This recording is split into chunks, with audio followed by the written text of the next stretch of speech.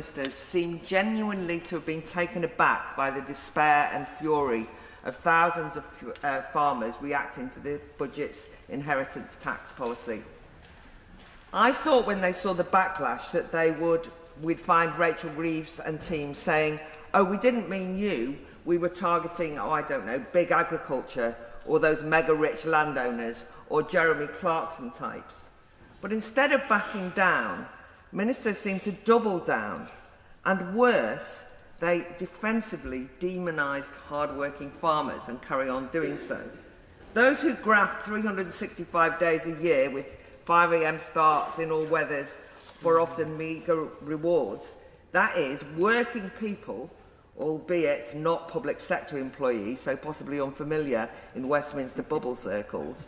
These farmers are now smeared as tax dodgers, avoiding paying their dues to society for public services.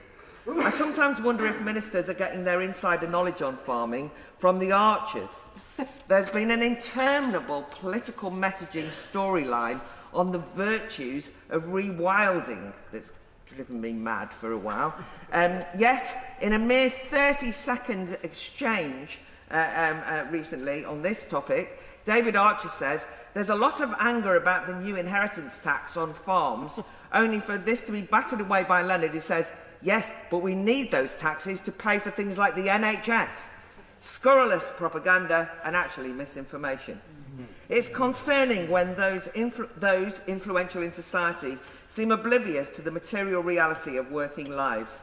Yesterday, one Labour MP went on BBC's Politics Lives and declared, "It's quite hard to find a poor farmer." She smirked. She needs to get out more. She could have even walked out of the Millbank studio and met the drivers of the magnificent 400-plus tractor parade going round Westminster, or she could watch Together's Alan Miller's insightful interviews with farmers from all over the country, vividly explaining their plight. As one explained, anyone who says farms with assets over $1 million is rich is someone who doesn't know a combine harvester costs over $500,000. One clear bit of confusion is on what family farms mean. Commentators talk as though they're some Downton Abbey-style hereditary dynasty. Instead, I present John Shaw, who farms Shaws at Crockdyke.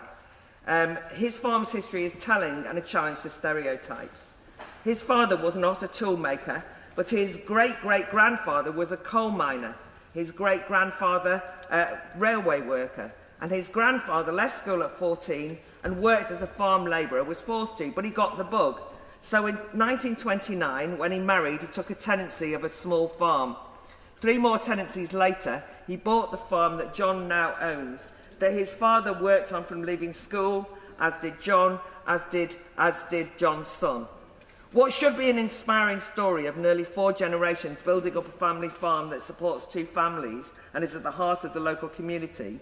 Now, after the farm has been valued, John says that after his death, inheritance tax will be $750,000, will be impossible to pay without selling most of the land, the remaining unviable as a farm. It's tragic, wanton, destructive. Yeah. So I just want to issue a warning and a plea to the ministers. We're told in this House that we should look to Europe. Don't stop by looking at the EU when you look to Europe, but look at the European farmers who have brought down governments, taken over streets and been involved in a revolt. I want to see our farmers win. I'd rather you sat round the table with them before they took to the street.